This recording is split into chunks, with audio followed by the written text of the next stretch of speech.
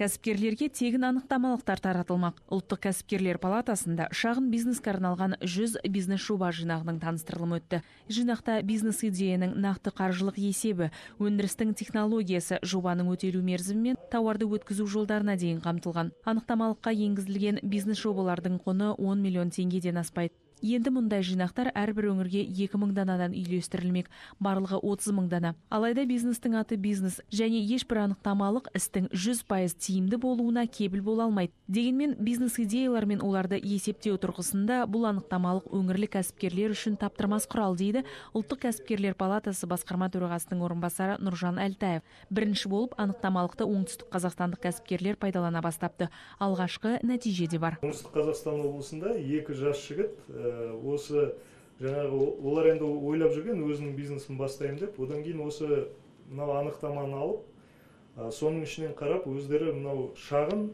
кірпіш жасайтын жаңа заводты таңдаған. Сол завод жақын арада, егер осы қателеспесем, мамыр айының аяғында сол завод қазір ашылып отыр. Енді завод деп оны қиын айтуға, шағын цех десек болады. Соның ішінде жаңа кірпіштерді жасап, сол біз жаңағы айтылған оборудованиенің соның бәрін қарап, расчеттардың бәрін қарап, қазір сол бизнесін іске асырып отыр.